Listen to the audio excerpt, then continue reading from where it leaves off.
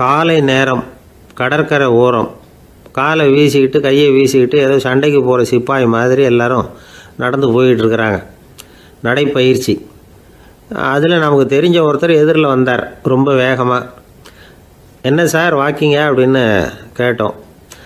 அவரால் ஆமாம்னு பதில் சொல்ல முடியல, அவ்வளவு கஷ்டம். மூச்சு விடுறதுக்கே வாயை திறந்து மூடிகிட்டு இருக்கிறார். எங்கே பேசுறது? கொஞ்சம் நின்று நிதானித்து மூச்சு விட்டுட்டு அதுக்கப்புறம் சொன்னார் ஆமாம் அப்படின்னு. என்ன சார் இவ்வளவு வேகம்னோ? உங்கள் பேச்சை கேட்டுவிட்டு தான் சார் நடக்க ஆரம்பித்தோம். நீங்கள் தான் அடிக்கடி சொல்லிகிட்டு இருந்தீங்க நடக்கிறது நல்லதுன்னு. அன்னையிலேருந்து ஆரம்பிச்சுட்டேன். ஆனால் ரொம்ப கஷ்டமாக இருக்குது சார். இப்போ பாருங்கள், உங்கள்கிட்ட சுலபமாக பேசக்கூட முடியல, மூச்சு வாங்குது, உடம்பு கூட வலிக்கிறது மாதிரி இருக்குது அப்படின்னு அவர் பாட்டுக்கு பேச ஆரம்பிச்சிட்டார். உங்களை யார் சார் இவ்வளவு வேகமாக நடக்க சொன்னது? வேகத்தை குறைங்க, மெதுவாக நடங்க அப்படின்னோம். நீங்கள் நடக்கிறதுனால என்னென்ன சௌகரியம்னு அன்றைக்கி சொன்னீங்களே தவிர சௌகரியமாக நடக்கிறது எப்படின்னு சொல்லலையே அப்படின்னார் அவர். இன்னமும் லேசாக மூச்சு வாங்கிக்கிட்டே சொன்னால் கூட இவர் சொல்கிறதுலேயே ஒரு நியாயம் இருக்குது. அதனால் இந்த நடைப்பயிற்சி பண்ணுறவங்க கவனிக்க வேண்டிய சில முக்கியமான குறிப்புகள் இருக்குது. அது என்னென்னங்கிறத அவங்க தெரிஞ்சுக்கணும். அது தெரிஞ்சு வச்சுக்கிறது நல்லது. இதெல்லாம் மருத்துவ நிபுணர்கள் சொல்கிற குறிப்புகள். அவங்க என்ன சொல்கிறாங்க தெரியுமா? உங்கள் வயசு 40க்கு மேலேயா? உங்கள் எடை இருக்க வேண்டியதை விட 10 கிலோ அதிகமாக இருக்குதா? நீங்கள் புகை பிடிக்கிறவரா? இதய நோய், இரத்த நாள நோய், உயர் இரத்த அழுத்தம் இப்படி ஏதாவது உங்களுக்கு உண்டா? அப்படின்னா நீங்கள் உங்கள் இஷ்டத்துக்கு வரிஞ்சு கட்டிக்கிட்டு நடைப்பயிற்சி பண்ண ஆரம்பிச்சிடாதீங்க. முதல்ல ஒரு மருத்துவ பரிசோதனை பண்ணிக்கோங்க, அதுதான் நல்லது அப்படின்னு அவங்க சொல்கிறாங்க. நடக்கிறப்போ, உடற்பயிற்சி செய்கிறப்போ மார்பு பகுதியில் அல்லது வேறு எங்கேயாவது தொடர்ந்து வலி இருந்ததுன்னா பயிற்சியை நிறுத்தி விட்டு டாக்டரை போய் பார்க்கணும். நடைப்பயிற்சி பண்ணுறப்போ உங்கள் சக்திக்கு தகுந்த மாதிரி மெதுவாக அதிக கஷ்டம் இல்லாமல் முன்னேறலாம். அங்கே என்ன போட்டியாக வைக்கிறாங்க? முந்திக்கிட்டு போய் என்ன பண்ண போகிறோம்? பரிசாக வாங்க போகிறோம். அதனால் நிதானம் அவசியம் அப்படிங்கிறது அவங்க ஆலோசனை. தொந்தரவு கொடுக்காத ஷூ, ட்ரெஸ்ஸு இதுகளை உபயோகப்படுத்துங்க. பாதத்தில் ஆடு தசை இருக்குல்ல, அங்கே ஏதாவது பிரச்சனை இருந்ததுன்னா டாக்டரை பாருங்கள். இந்த பாதத்தில் வலி வரும் அந்த இடத்துல. வெயில் காலமாக இருந்தால் தலைக்கு தொப்பி வச்சுக்கோங்க. பனியில் நடந்தாலும் அப்படி தான், தலையை பத்திரமா பார்த்துக்குங்க. நம்மக்கிட்ட ஏதோ கொஞ்சம் உருப்படியாக தெரியறது அது தானே. உடற்பயிற்சிக்கு முன்னாடி பின்னாடி பயிற்சி செய்கிறப்போ நிறைய தண்ணி குடிக்கலாமா. முதல் 1 மாதத்துக்கு கொஞ்சம் தளர்த்தியாக சாவகாசமாக நடக்கலாம். மணிக்கு 3 அல்லது 4 கிலோமீட்டர் வேகம்னு வச்சுங்களேன். அதுக்கப்புறம் வேகத்தை அதிகப்படுத்தலாம். மணிக்கு 6 அல்லது 8 கிலோமீட்டர் அளவுக்கு நடக்கலாம். நல்லா கையை வீசிக்கிட்டு நடக்கணும். மூச்சு விடுற எண்ணிக்கை அதிகரிக்கணும். இது மாதிரி ஒரு 30 நிமிஷம் நடக்கலாம். தனியாக நடந்து போகிறதுக்கு உங்களுக்கு என்னமோ மாதிரி இருக்குதா? கூட யாரையாவது சேர்த்துக்குங்க. ஒரு குரூப்பாக சேர்ந்து போகலாம். நடக்கிறதுங்கிறத ஒரு சந்தோஷமான சமாச்சாரமாக ஆக்கிக்கணும். தினம் இப்படி நடக்க வேண்டி இருக்குதே அப்படின்னு புலம்பிக்கிட்டே போகக்கூடாது. சில பேர் நடக்கிறப்போ கடந்த காலத்தை அசை போட்டுக்கிட்டே போவாங்க. சில பேர் வருங்காலத்தை அசை போட்டுக்கிட்டே போவாங்க. சில பேர் முக்கியமான திட்டம்லாம் இப்படி நடக்கிறப்போ தான் தீர்மானம் பண்ணுவாங்க. நடக்கிறதுனால மன இறுக்கம் குறையுது, பரபரப்பு குறையுது, மன ஆற்றல் பெருகுது, தன்னம்பிக்கை வளருது, முதுமை தள்ளி போகுது, செயல்திறன் அதிகரிக்குது. இதை தவிர உடம்புக்கும் பல விதமான சௌகரியங்கள் ஏற்படுது. அதனால் இது வரைக்கும் நடக்க ஆரம்பிக்காதவங்க இனிமேல் இந்த குறிப்புகளை கவனத்தில் வச்சுக்கிட்டு நடக்க ஆரம்பிச்சுடலாம். சார்லஸ் லேம்ப் அப்படின்னு ஆங்கில இலக்கிய மேதை ஒருத்தர். அவர் ஒரு தரம் உடம்பு சரியில்லைன்னு டாக்டர்கிட்ட போனாராம். டாக்டர் அவரை பார்த்துட்டு, நீங்கள் தினமும் காலையில் வெறும் வயத்தில் நடக்கணும் அப்படின்னாராம். வெறும் வயத்தில் நடக்கிறதுக்கு நான் தயார், ஆனால் வயிறு கிடைக்கணுமே சார். யார் வயத்து மேலே நடக்கிறது டாக்டர் அப்படின்னு கேட்டாராம் இவர். தானத்தில் சிறந்தது எது அப்படின்னு ஒரு கேள்வியை கேட்டு, தானத்தில் சிறந்தது நிதானம் அப்படின்னு அதுக்கு ஒரு பதிலும் சொல்கிறவங்க உண்டு. நிதானம் ரொம்ப அவசியம். அதுவும் இன்றைய உலகத்துக்கு ரொம்ப அவசியம். இன்றைக்கி உலகம் ரொம்ப பரபரப்பாக போய்கிட்டு இருக்குது. பொறுமையாக இருக்கணும்னு நினைக்கிறவங்களால கூட அப்படி இருக்க முடியறதில்ல. பொறுமையை சோதிக்கிறது மாதிரி பல சம்பவங்கள். அதையெல்லாம் சந்திச்சே தீர வேண்டியிருக்குது. எங்கே போனாலும் க்யூவில் நிற்க வேண்டியிருக்குது. எங்கே போனாலும் காத்துக்கிட்டு இருக்க வேண்டியிருக்கு. ஆஃபீஸ்லேயோ வீட்லேயோ கூட நீங்கள் நிதானமாக பொறுமையாக நடந்துக்க தெரியலன்னா உங்களுக்கு சிடுமூஞ்சி, முசுடு இப்படிலாம் பேர் வச்சுருவாங்க. அது உங்களுக்கு தேவையா? சரி, வாழ்க்கையில் பொறுமைசாலின்னு பேர் வாங்கிறதுக்கு என்ன வழி? முதல் பாயிண்ட், நீங்கள் நினைக்கிறது, எதிர்பார்க்கறது, செய்கிறது எல்லாமே 100% கரெக்டாக நடக்கணும்னு ஆசைப்படக்கூடாது. எதுவாக இருந்தாலும் அதில் ஓரளவுக்கு தவறு நடக்கலாம் அப்படிங்கிறத எதிர்பார்த்தே இருக்கணும். ஓரளவுக்கு அதை அனுமதிக்கணும்.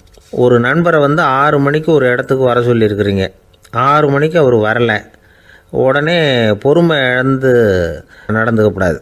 ஒரு 10 நிமிஷம் டிலே ஆகலாம். ஒரு வர்ற வழியில் பஸ்ஸு கூட ஏதாவது டிராஃபிக்கில் மாட்டியிருக்கலாம். அதெல்லாம் எதிர்பார்த்தே கொஞ்சம் காத்திருக்கிறதுல ஒன்றும் தப்பு இல்லை. சில சமயம் டிலே ஆகிறது கூட நல்லதாக முடியும். ஒரு பஸ்ஸை தவற விட்டுட்டு ஐயோ கொஞ்சம் ஒரு 2 நிமிஷம் முன்னாடி வந்திருந்தா பிடிச்சிருக்கலாமே அப்படின்னு தவிச்சிக்கிட்டு இருப்பாங்க சில பேர்.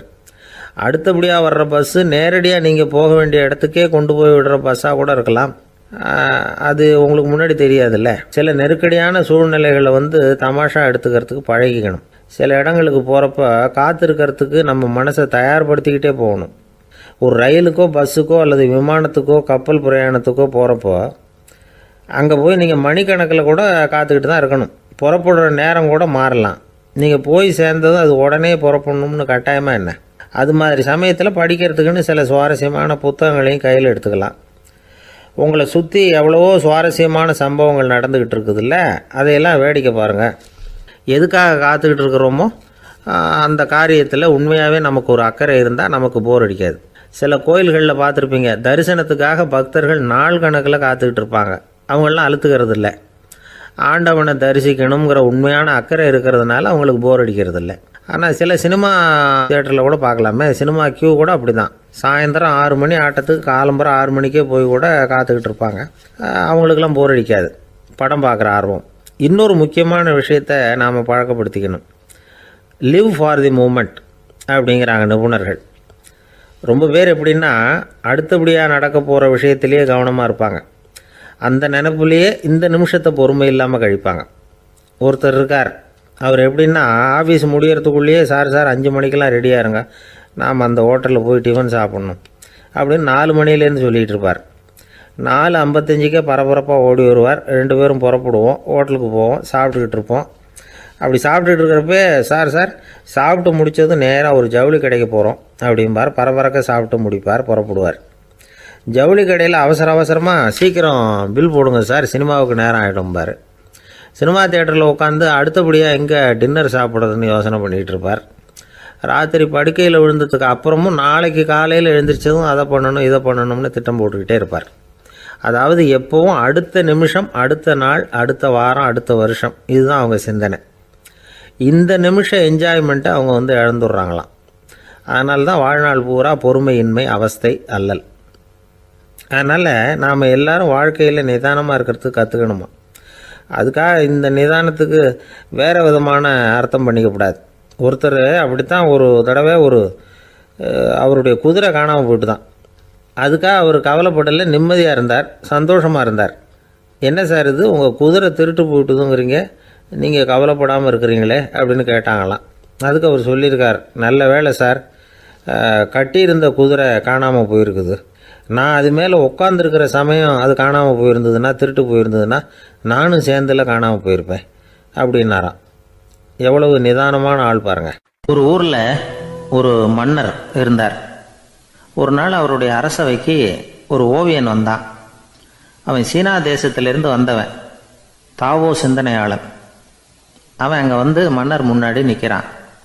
யாரும் செய்ய முடியாத ஒரு காரியத்தை என்னால் செய்ய முடியும்னா.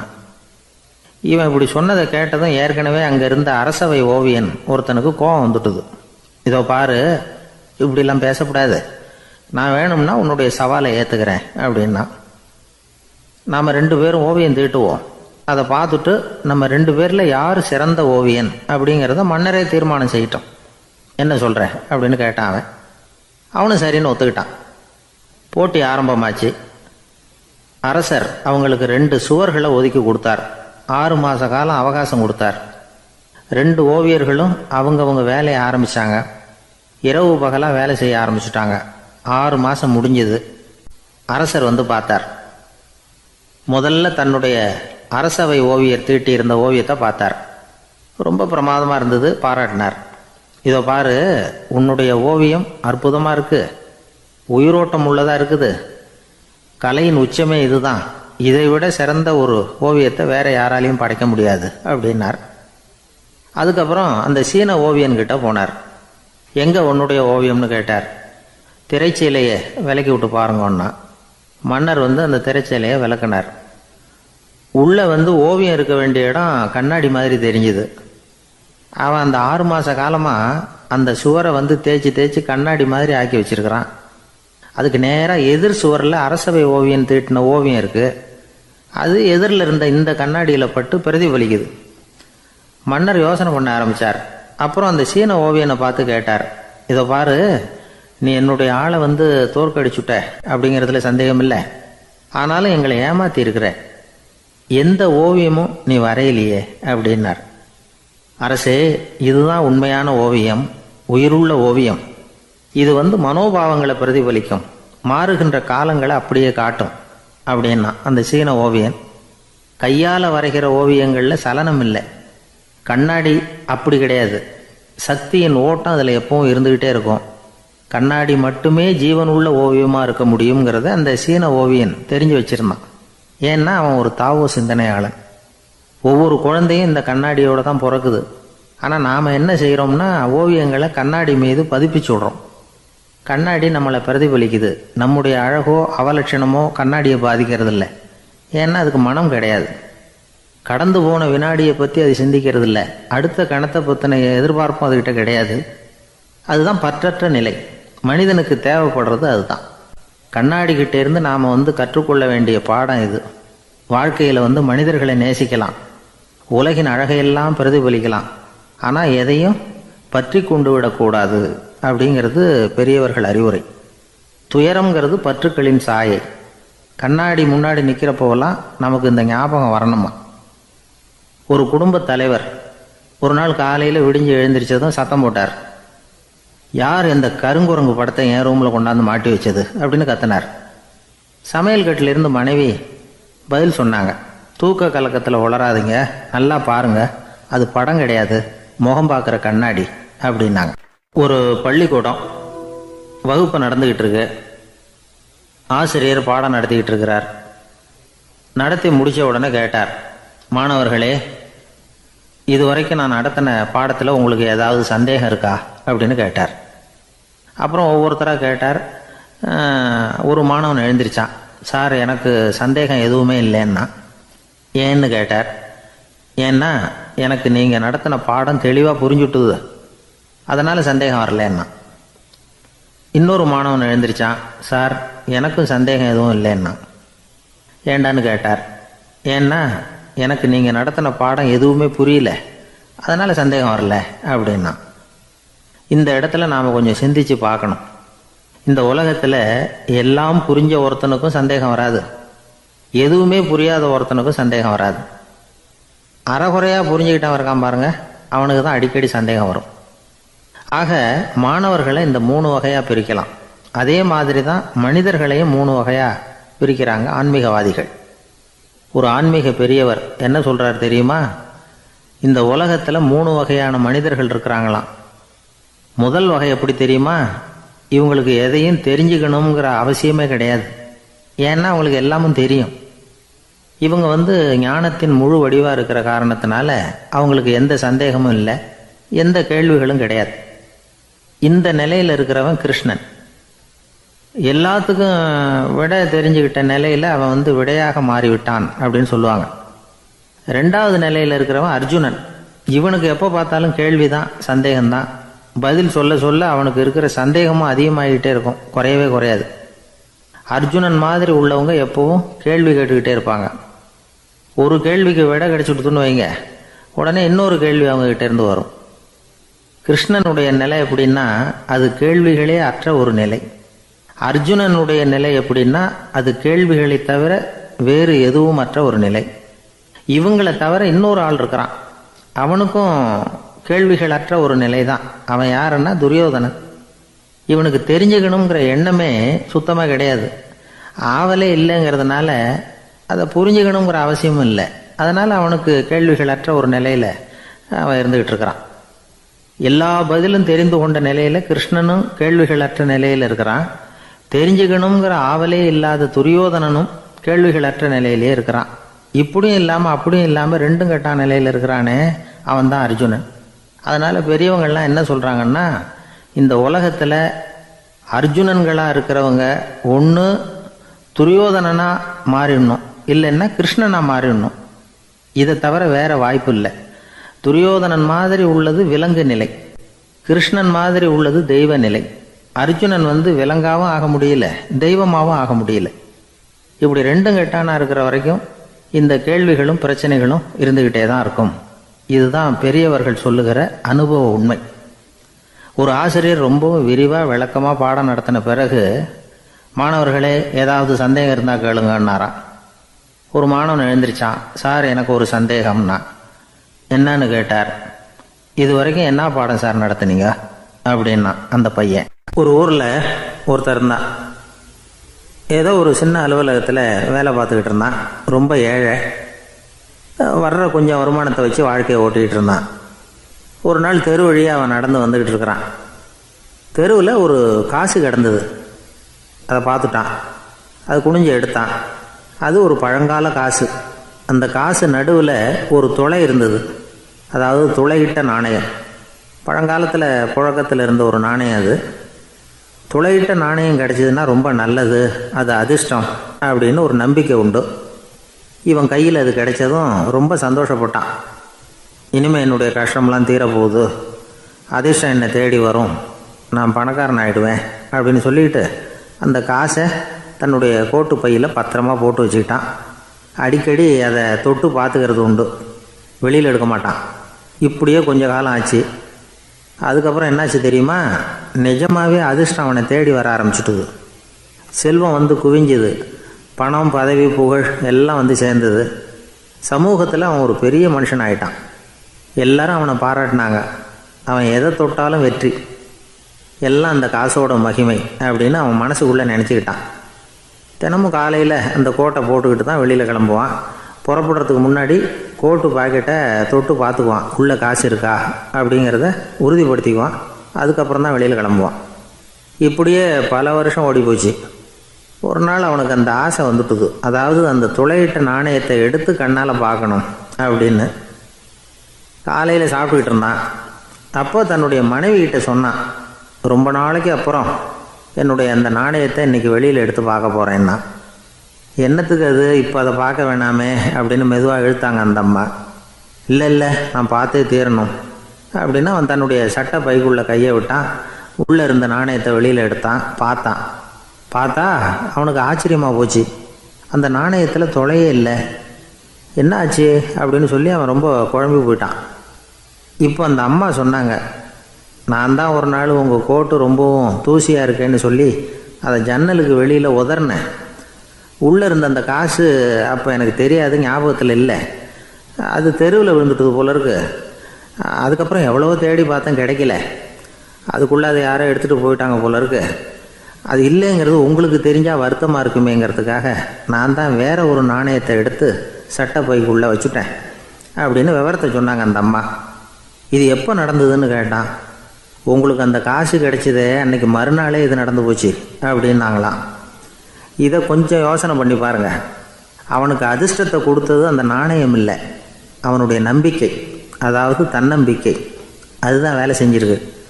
இதிலிருந்து நாம் தெரிஞ்சுக்க வேண்டியது என்னென்னா, வாழ்க்கையில் முன்னேற நினைக்கிறவங்களுக்கு தன்னம்பிக்கை ரொம்ப முக்கியம். அது இல்லைன்னா முன்னேற முடியாது. ஒருத்தன் சொன்னானா, நான் எப்போவுமே என்ன தான் சார் நம்புவேன், மற்றவங்கள நம்ப மாட்டேன். நேற்றுக்கு பாருங்கள், திடீர்னு 10 பேர் என்னை அடிக்க வந்துட்டாங்க, நான் ஒருத்தனாகவே அதை சமாளித்தேன் அப்படின்றான் ரொம்ப பெருமையாக. அது எப்படின்னு கேட்டாங்களாம். ஒரே ஓட்டமாக அங்கேருந்து ஓடி வந்துட்டேன் அப்படின்னு நானா. வாழ்க்கையில் ரொம்பவும் அடிபட்டு அல்லல் போட்டுக்கிட்டு இருக்கிற ஒருத்தர் வந்தார். மனசு ரொம்பவும் நொந்து போய் பேசினார். இந்த உலகத்தில் மனுஷனாக பிறந்ததை விட மாடாக பிறந்திருக்கலாம் சார் அப்படின்னார். திடீர்னு என்கிட்ட இப்படி சொன்னால் அதுக்கு நான் என்னங்க பண்ண முடியும் அப்படின்னேன். உங்ககிட்ட வரணும்னு தோணுச்சு, அதனால் வந்தேன் அப்படின்னார். சரிங்க, இப்படி ஒரு யோசனை வந்ததுக்கு என்ன காரணம் அப்படின்னு சொல்லி அவர்கிட்ட கேட்டேன். அதுக்கு அவர் சொன்னார், என் பையனுக்கு வேலை தேடுறேன் கிடைக்கல, பொண்ணுக்கு மாப்பிள்ளை தேடுறேன் கிடைக்கல, வீடு கட்டுறதுக்கு கடன் கேட்குறேன் கிடைக்கல. மாடாக பிறந்திருந்தா இது மாதிரி கவலையெல்லாம் கிடையாதுல்ல, பேசாமல் வைக்கோலை தின்னுக்கிட்டு அசை போட்டுக்கிட்டே கடந்து விடலாமே அப்படின்னார் அலட்சியமாக. அதுக்கப்புறம் தான் அவர் சொன்ன கருத்தை நானும் கொஞ்சம் அசை போட ஆரம்பித்தேன் மனசுக்குள்ளே. இப்போது இயற்கையை பொறுத்த வரைக்கும் அது நாம் எல்லாரும் மகிழ்ச்சியாக வாழணும் அப்படின்னு தான் விரும்புது. விலங்குகள், பறவைகள், தாவரங்கள், அப்புறம் மற்ற உயிரினங்கள் எல்லாமும் நல்லபடியாக இருக்கணும் அப்படிங்கிறது தான் இயற்கையோட விருப்பம். அதில் ஒன்றும் சந்தேகம் இல்லை. இயற்கையோட அமைப்பை கொஞ்சம் கவனித்து பார்த்தா அதை நாம் நல்லா புரிஞ்சுக்கலாம். இருந்தாலும் இந்த ஆள் சொன்னதை கேட்ட பிறகு தான் ஒரு முக்கியமான வேறுபாடு புரிஞ்சுது. அதாவது இந்த உலகத்தில் உள்ள முக்கியமான பிரச்சனைகள் 6. அந்த 6 பிரச்சனைகளும் ஆடு மாடுகளுக்கு கிடையாது, மரம் செடி கொடிகளுக்கு கிடையாது. ஆனால் மனுஷன் அந்த 6 பிரச்சனைகளையும் சந்திக்க வேண்டியிருக்கு.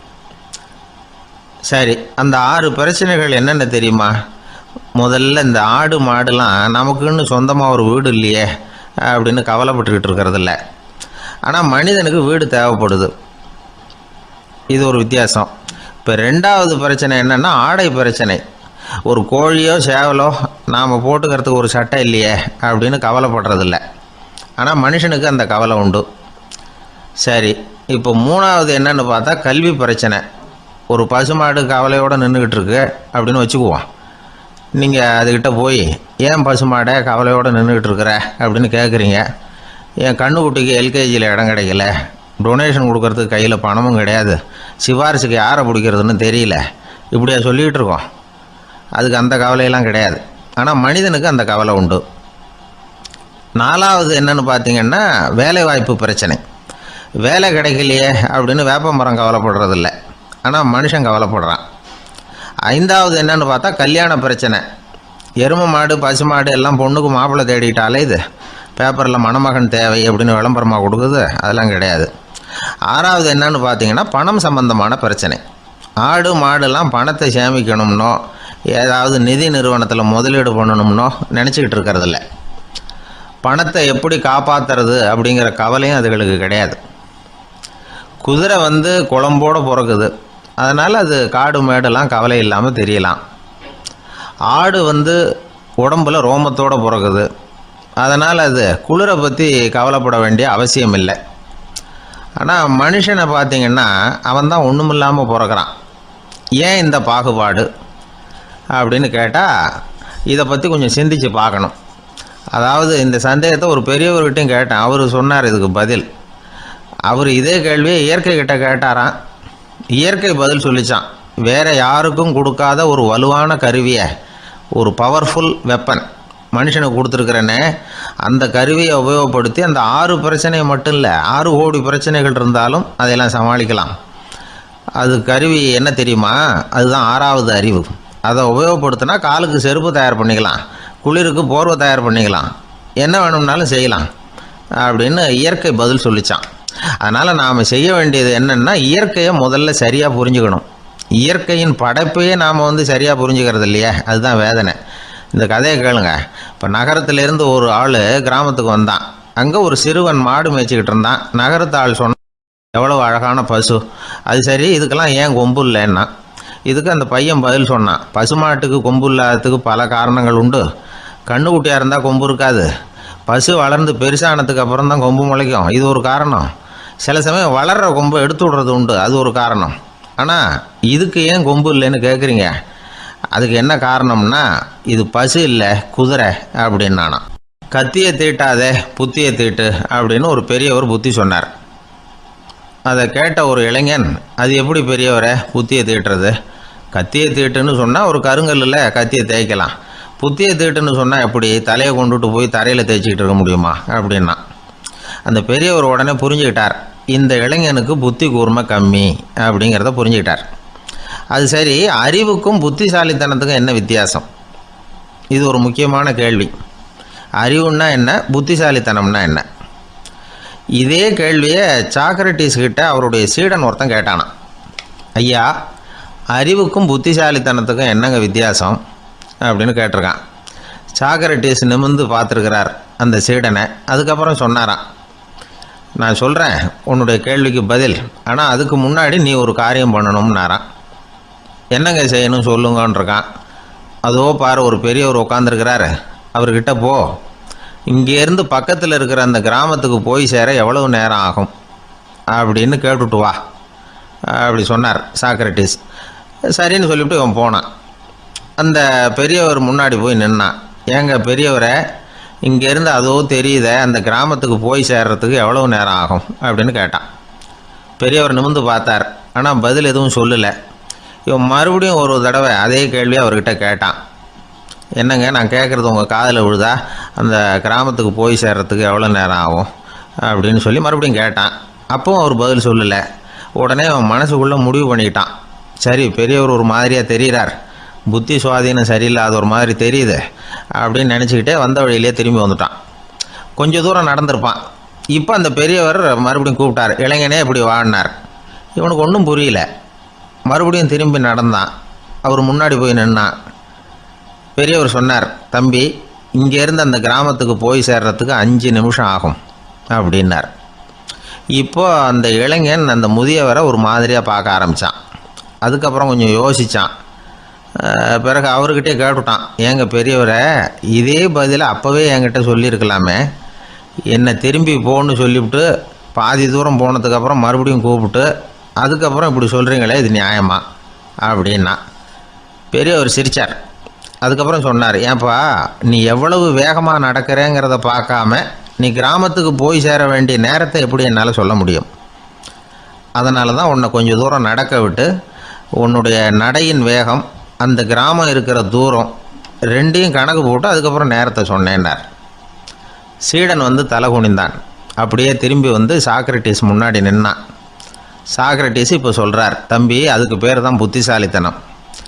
இந்த அறிவு கூர்மை வந்து எல்லா இளைஞர்களுக்கும் வரணும் அப்படிங்கிறதுக்காகத்தான் கத்தியை தீட்டாத புத்தியை தீட்டு அப்படின்னு பெரியவங்கள்லாம் சொல்லிகிட்டு இருக்கிறாங்க. புத்தியை தீட்டுறவங்கெல்லாம் வாழ்க்கையில் அறிவாளியாகிறாங்க, தீட்டாதவங்க கோமாளியாகிறாங்க.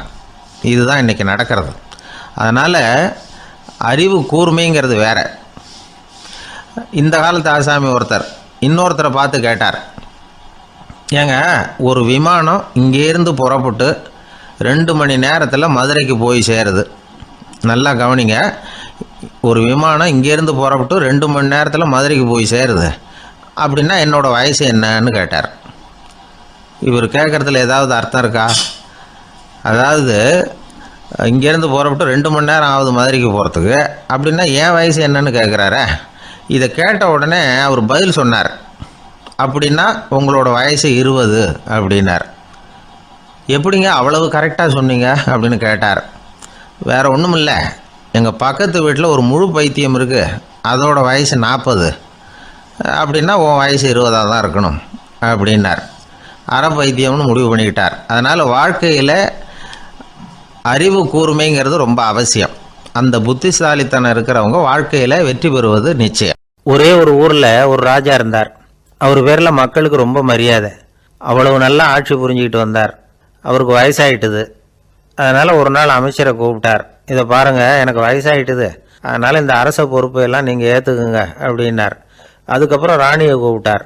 வா, நாம் இனிமேல் இங்கே இருக்க வேணாம், காட்டுக்கு போய் தவம் பண்ணலாம் அப்படின்னு கூப்பிட்டார். இந்த செய்தி மக்களுக்கு அறிவிக்கப்பட்டது. மக்கள் உடனே கூட்டம் கூட்டமாக அரண்மனைக்கு வர ஆரம்பிச்சிட்டாங்க. மன்னரை போய் பார்க்குறாங்க. அரசே, தாங்கள் வந்து எங்களுக்கு தந்தை மாதிரி, நீங்கள் காட்டுக்கு போயிட்டால் நாங்கள்லாம் இங்கே எப்படி இருக்க முடியும்? எங்களுக்கெல்லாம் எந்த துன்பமும் இல்லாமல் பார்த்துக்கிட்டு வர்றீங்க. இது மாதிரியான ஒரு அரசாட்சி இல்லைன்னா மக்கள் வந்து வாழ்ந்து என்ன பயன் அப்படின்னாங்க. இருந்தாலும் என்ன பண்ணுறது, வயசாயிட்ட காரணத்தினால இந்த முடிவுக்கு வர வேண்டியிருக்குது அப்படின்னாரா ராஜா. அப்படின்னா நீங்கள் காட்டுக்கு போக வேணாம், நாங்கள் போகிறோம். நாங்கள் அங்கே போய் தவம் பண்ணுறோம், வழிபாடு பண்ணுறோம், கடவுள் வருவார், அவர்கிட்ட வரம் வாங்கிட்டு வந்துடுறோம் அப்படின்னாங்களாம். அப்படி சொல்லிவிட்டு உடனே எல்லாரும் காட்டுக்கு போனாங்க.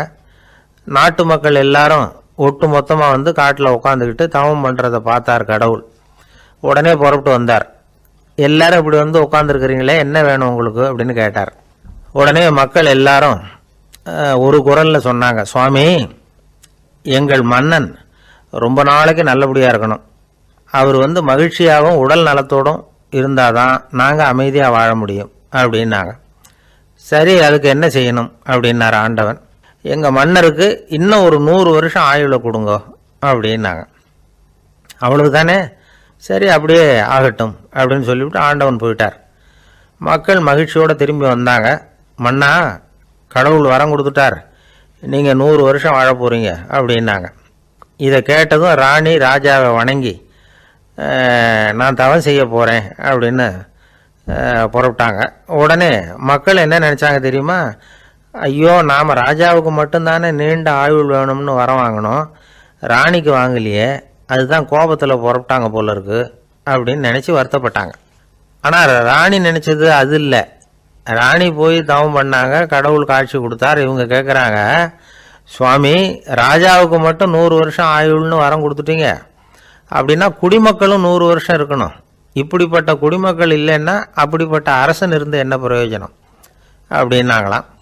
ஆண்டவன் பார்த்தார், சரி அவங்களும் 100 வருஷம் வாழ்வாங்க, அது மட்டும் இல்லை நீயும் 100 ஆண்டு காலம் வாழ வரமளிக்கிறேன் அப்படின்னு சொல்லிவிட்டு மறைஞ்சிட்டார். இதில் ஆண்டவன் வர்றதும் மறையிறதும் முக்கியம் இல்லை. இதில் கவனிக்க வேண்டியது ஆள்கிறவனின் விசால மனம், குடிமக்களின் விசால மனம், ஆள்கிறவன் மனைவியினுடைய விசால மனம். இப்படி ஒரு நாடு இருந்துட்டுதுன்னா எப்படி இருக்கும் வாழ்க்கை நினச்சி பாருங்கள். அதனால தான் பெரியவங்கள்லாம் சொல்கிறாங்க, இதய வாசல் திறந்தே இருக்கணும், இதயத்தின் கதவுகளை மூடாதீங்க அப்படின்னு சொல்லுவாங்க. என்கிட்ட ஒருத்தர் சொன்னார், என்னுடைய இதய வாசல் எப்பவும் திறந்தே தான் இருக்குதுன்னார். எதனால் அப்படி சொல்கிறீங்க அப்படின்னு கேட்டோம். டாக்டரே சொல்லிவிட்டார், என்னுடைய இதயத்தில் ஒரு ஓட்டை இருக்குது அப்படின்னு, வால்வு சரியில்லையா அப்படிங்கிறார். ஒரு ஊரில் ஒரு ராஜா இருந்தார். அவர் அடிக்கடி காட்டுக்கு வேட்டையாட போவார். சில நண்பர்களையும் கூட அழைச்சிக்கிட்டு போவார். காட்டுக்கு போனதும் ஆளுக்கு ஒரு பக்கமாக போய் வேட்டையாடுவாங்க. சாயந்தரமாக திரும்பி வருவாங்க. மறுநாள் அரண்மனையில் உட்காந்து ஒவ்வொருத்தரும் அவங்க அனுபவங்களை எல்லாம் சொல்லிக்குவாங்க. அவங்க வீரத்துக்கு தகுந்த மாதிரி பரிசை அந்த ராஜா கொடுப்பார். இது மாதிரி ஒரு தடவை எல்லாரும் வேட்டைக்கு போயிட்டு திரும்பி வந்ததும் உட்காந்து பேச ஆரம்பிச்சிருக்கிறாங்க. ஒருத்தன் சொன்னான், தன்னுடைய வீர தீர செயலை பற்றி அளக்க ஆரம்பிச்சிட்டான். ஏன்னா அதுக்கு பரிசு கிடைக்க போகுதில்ல, அதனால். அவன் என்ன சொன்னான் தெரியுமா? அரசே, நேற்றுக்கு காட்டில் என்னாச்சு தெரியுமா? எனக்கு நேராக ஒரு சிங்கம் வாயை திறந்துக்கிட்டு வந்துட்டுது. நான் பயப்படவே இல்லை. உடனே ஒரு கல்லை எடுத்து குறி பார்த்து வீசினேன். சிங்கத்து வாய்க்குள்ளே போய் அந்த கல் மாட்டிக்கிட்டுது. அவ்வளவுதான். அந்த சிங்கம் என்னை பார்த்துட்டு பயந்துட்டு ஒரே ஓட்டமாக திரும்பி ஓடி போயிட்டுது அப்படின்னா. ஆஹா பலே அப்படின்னு எல்லாரும் கை தட்டினாங்க. ரெண்டாவது ஆள் ஒருத்தன் எழுந்திரிச்சான். அவன் சொல்ல ஆரம்பித்தான், அரசே, நான் போன வழியில் 2 பெரிய மலைப்பாம்பு கிடந்தது, என்னை முழுங்கிறதுக்கு வந்தது. நான் என்ன பண்ணேன் தெரியுமா? அந்த 2 பாம்போட வாலையும் ஒன்றா சேர்த்து முடிச்சு போட்டுட்டேன். அவ்வளவுதான். அது அங்கே இழுக்க இது இங்கே இழுக்க முடிச்சு நல்லா இறுகி போட்டுது அப்படின்றான். ஆஹா அற்புதம்னு சொல்லி எல்லாரும் கை தட்டினாங்களாம். அடுத்தபடியாக 3வது ஆள் ஒருத்தன் வந்தான். அவன் சொல்ல ஆரம்பித்தான், மன்னா, நான் போன பாதையில் குறுக்க ஒரு ஆறு, அதில் இறங்கி குளித்தேன். யாரோ காலை பிடிச்சி இழுக்கிறது மாதிரி இருந்தது. திரும்பி பார்த்தா ஒரு பெரிய முதலை. நான் உடனே அப்படியே ஒரு துள்ளல் துள்ளி அது முதுகில் போய் உக்காந்துக்கிட்டேன். அதை அப்படியே கரைக்கு நீந்த வச்சேன். கரைக்கு வந்து சேர்ந்ததும் அப்படியே ஒரே துள்ளி குதித்து கரைக்கு வந்துட்டேன் அப்படின்றான். அவன் தன்னுடைய வீரத்தை அப்படி சொல்லியிருக்கான். அடடா எப்பேற்பட்ட வீரம் அப்படின்னு எல்லாரும் கை தட்டினாங்களாம். 4வது ஆள் எழுந்திரிச்சான். மன்னா, நான் போன இடத்துல ஒரு கரடி வந்து என்னை துரத்த ஆரம்பிச்சுட்டுது. நான் ஒரு மலை உச்சிக்கு வந்துட்டேன். அதுக்கப்புறம் ஒரு அடி எடுத்து வச்சாலும் அதில் பாதாளத்தில் விழ வேண்டியது தான். அந்த நேரம் பார்த்து ஒரு பெரிய ராட்சச கழுகு அந்த பக்கமாக பறந்து வந்தது. நான் உடனே அப்படியே உயர எழும்பி அந்த கழுகோட காலை பிடிச்சிக்கிட்டேன். அப்படியே தொங்கிக்கிட்டே வந்தேன். ஒரு நல்ல இடம் வந்தது, தொப்புன்னு கீழே குதிச்சு நடந்து வந்துட்டேன்னா. இதுக்கும் எல்லாரும் கை தட்டுறாங்க. கடைசியாக ஒரு ஆள் எழுந்திரிச்சான். அரசே, நான் வந்து போன வழியில் ஒரு பெரிய யானை குறுக்க வந்தது. பயங்கரமாக சத்தம் போட்டுக்கிட்டே வந்தது. நான் பயந்து ஓடலை. உடனே என்ன பண்ணேன் தெரியுமா? அந்த யானையோட வாலை பிடிச்சி தூக்கினேன். தலைக்கு மேலே தூக்கி கரன்னு சுற்றினேன். வேகமாக சுற்றி வீசி எறிஞ்சேன். அவ்வளவுதான். அதே ஸ்பீடில் அந்த யானை மேலே போக ஆரம்பிச்சுட்டுது. இன்னும் கூட அது போய்கிட்டே தான் இருக்குது, கீழே விழவே இல்லைன்னா. இதை கேட்டதும் ராஜாவுக்கு கோபம் வந்துட்டுது. என்னை என்ன முட்டாள்னு நினச்சிக்கிட்டு பேசுறியா? யானையை வந்து நீ வாழை பிடிச்சி தூக்குன, அதை நான் நம்பணுமா அப்படின்னார். உடனே இவன் பணிவாக பதில் சொன்னான், அரசே, ஒரு சிங்கத்து வாயில் கல் மாட்டிக்கிட்டதை நம்புறீங்க, மலைப்பாம்பு வாழை பிடிச்சி முடிச்சு போட்டதை நம்புறீங்க, முதல்ல முதுகில் சவாரி பண்ணதையும் நம்புறீங்க, கழுகு காலை பிடிச்சிக்கிட்டு பறக்கிறதையும் நம்புறீங்க. அப்படி நம்புறப்ப நான் சொன்னதை மட்டும் நம்பக்கூடாதா அப்படின்னு கேட்டானான். பொய் சொன்னவங்கெல்லாம் தலையை தொங்க போட்டுக்கிட்டாங்களாம். ராஜா அவங்கள பார்த்து சொன்னாராம், நீங்கள் எல்லாரும் என்னை முட்டாளாக்கி இருக்கிறீங்க. கடைசியாக பேசின இவன் தான் எனக்கு உண்மை எது பொய் எதுங்கிறத புரிய வச்சிருக்கிறான். இவன் தான் உண்மையான தைரியசாலி அப்படின்னு சொல்லி அவனுக்கே பரிசையெல்லாம் கொடுத்து பாராட்டினாராம். இப்படி ஒரு கதை. உண்மையை நிலைநாட்டுகிறவன் தான் உண்மையான வீரன் அப்படிங்கிறத இதிலிருந்து நாம் புரிஞ்சுக்கணும். இந்த காலத்துல எல்லாம் பொய் சொன்னாதான் பிழைக்க முடியுங்கிறது ஒரு சில பேரோட நம்பிக்கை. ஒரு அப்பாவுக்கு தன் மகனுக்கு பொய் சொல்ல தெரியலையேங்கிற கவலை. பொய் சொன்னாதான் இந்த உலகத்தில் பிழைக்கலாம், ஆனால் இவனுக்கு அது தெரியலையே, அதனால் இவனை அழைச்சிட்டு போய் நடுக்கடலில் விட்டுட்டு வந்துடுவோம் அப்படின்னு அழைச்சிட்டு புறப்பட்டான். கடற்கரைக்கு போனான். மகனுக்கு சந்தேகம், எங்கேப்பா என்னை அழைச்சிட்டு போகிறேன்னு கேட்டிருக்கான். கடலில் மீன் பிடிக்க கற்றுக் கொடுக்க போகிறேன் உனக்கு அப்படின்னானா. நான் ஏற்கனவே மீன் பிடிச்சிட்டேனேன்னானா இவன் மகன். எங்கே அதுன்னு கேட்டிருக்கான் அப்பங்காரன். சுட்டு சாப்பிட்டுட்டேன்னு இருக்கான் புள்ள. அப்பங்காரன் பார்த்தான், சரி நம்ம புள்ள பொழைச்சிக்கோ அப்படின்னு சொல்லி திருப்பி அழைச்சிட்டு வந்துட்டானா. இணை புரியாத 2 நண்பர்கள் இருந்தாங்களாம். 2 பேரும் விடாமல் சிகரெட்டு குடிக்கிறவங்க. அதில் ஒருத்தன் செத்து போட்டான். இன்னொருத்தன் அதுக்கப்புறம் 2 சிகரெட்டாக குடிக்க ஆரம்பித்தானா. ஏன் இப்படி பண்ணுறேன்னு கேட்டிருக்காங்க. நான் ஒரு சிகரெட்டு தான் குடிக்கிறேன், செத்து போன என்னுடைய ஃப்ரெண்டு இருக்கானே செத்து போனவன், அவனுக்காக இன்னொரு சிகரெட்டு குடிக்கிறேன் அப்படின்னு நானா. இது ரொம்ப ஆபத்து, விட்டுடு அப்படின்னு சொல்லியிருக்காங்க. சரின்னு ஒத்துக்கிட்டான். ஆனால் அதுக்கப்புறமும் ஒரு சிகரெட் விதமாக குடிச்சிக்கிட்டே இருந்தான். சிகரெட்டு பழக்கத்தை நீ இன்னும் விடலையான்னு கேட்டாங்களாம். அந்த பழக்கத்தை நான் எப்போ விட்டுட்டேன், இப்போ நான் குடிக்கிறது என் ஃப்ரெண்டுக்காக அப்படின்னு நானா. இவங்கெல்லாம் எப்படி திருந்துறது? அளவுக்கு மிஞ்சினால் அமிர்தமும் நஞ்சு அப்படின்னு சொல்லுவாங்க. அது உண்மைதான். ஒருத்தருக்கு அளவுக்கு மீறிய புகழ் வந்துட்டுதுன்னு வச்சுங்க, அது கூட ஆபத்தாக போயிடுறது உண்டு. பழங்காலத்துல எல்லாம் கிரேக்க தேசத்தில் ஒரு பழக்கம் உண்டாம். அதாவது யாராவது ஒருத்தரை நாடு கடத்தணும்னா அதுக்கு ஒரு வழி உண்டு. அதாவது ஒருத்தரை நாடு கடத்தணும்னு மக்கள் விரும்புகிறாங்கன்னு வச்சுங்களேன், அவர் பேரை ஒரு மண்பாண்ட ஓட்டுச்சில்லில் எழுதி அதை ஒரு குறிப்பிட்ட பொது இடத்துல போட்டுற வேண்டியது, அவ்வளவுதான். இது மாதிரி பல பேர் போட்டுக்கிட்டே இருப்பாங்க. எல்லாம் அப்படியே குவிஞ்சு போயிடும். அந்த ஓட்டாஞ்சில்லு குவியலில் யாருடைய பேர் அதிகமாக இருக்குதோ அந்த நபரை ஒரு 10 ஆண்டுகள் நாடு கடத்தி விடுவாங்க. இது அந்த ஊர் வழக்கமாக. ஒரு நாள் அந்த குவியலுக்கு பக்கத்தில் ஒரு ஆள் நின்றுக்கிட்டு இருக்கிறான். அவன் கையில் ஒரு ஓட்டாஞ்சில்லு வச்சிருக்கிறான். அதில் யாரோட பேரையோ எழுதணும், எழுதி அந்த இடத்துல போடணுங்கிறது அவன் ஆசை. ஆனால் அவன் படிக்காதவன், அதனால் எழுத தெரியல. யாராவது அந்த வழியாக வர்றாங்களான்னு பார்த்துக்கிட்டே நின்றுக்கிட்டு இருந்தான். ஒரு பெரியவர் வந்துக்கிட்டு இருந்தார். அவர்கிட்ட ஓடினான்.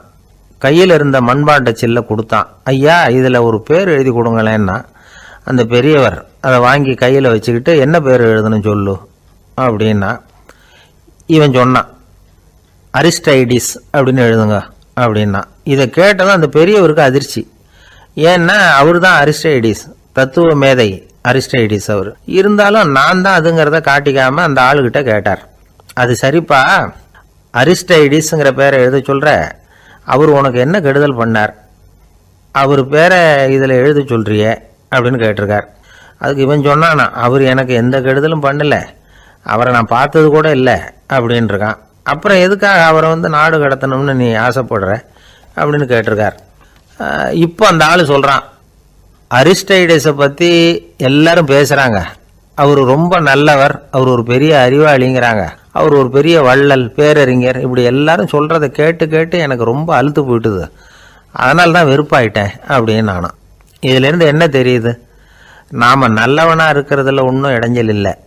ஆனால் நம்மளை நல்லவன் நல்லவன் எல்லாரும் சொல்ல ஆரம்பிச்சிட்டாங்கன்னு வச்சுக்கோங்க, அப்போ இடைஞ்சல் ஆரம்பம்னு அர்த்தம். எதுவுமே அளவுக்கு மிஞ்சி போகாமல் பார்த்துக்க வேண்டியது ரொம்ப அவசியம்.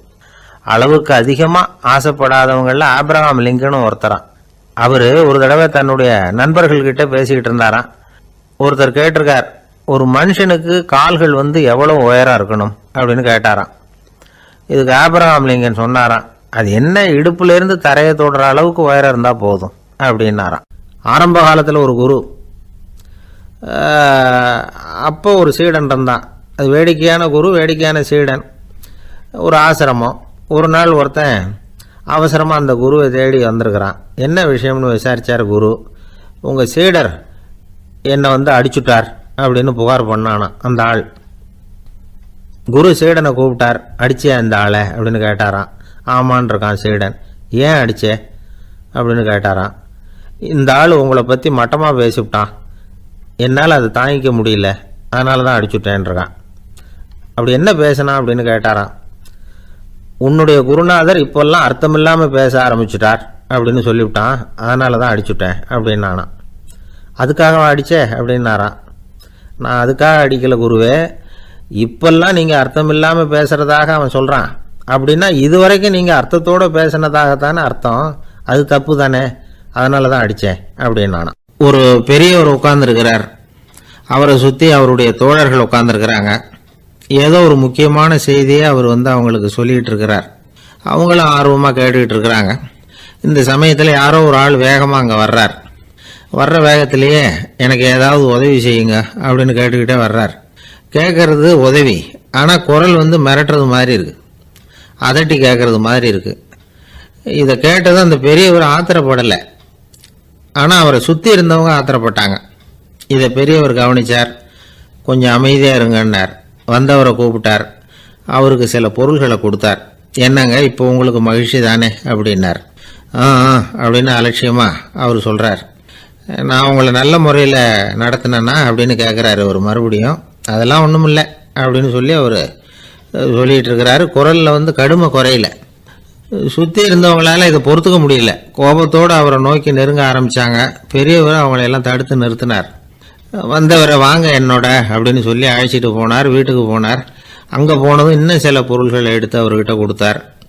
இப்போ திருப்தி தானே, நான் உங்ககிட்ட நல்ல முறையில் நடந்துக்கிட்டேனா அப்படின்னார். அவர் முகம் இப்போ தான் கொஞ்சம் மலர்ந்தது. ரொம்ப நன்றி, இறைவன் உங்கள் குடும்பத்துக்கு எல்லா நன்மைகளையும் செய்வான் அப்படின்னு சொன்னார். இதே வார்த்தைகளை என்னுடைய தோழர்கள்கிட்டே சொல்லிட்டீங்கன்னா அவங்க கோபம் தணிஞ்சிரும், வர முடியுமான்னார்.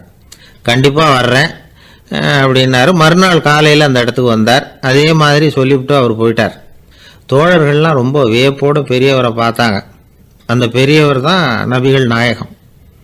அவர் சொன்னார், ஒருத்தன் ரொம்ப ஆசையாக ஒரு ஒட்டகத்தை வளர்த்துக்கிட்டு வந்தான். ஒரு நாள் அந்த ஒட்டகம் கயத்தை அறுத்துக்கிட்டு ஓடி போயிட்டுது.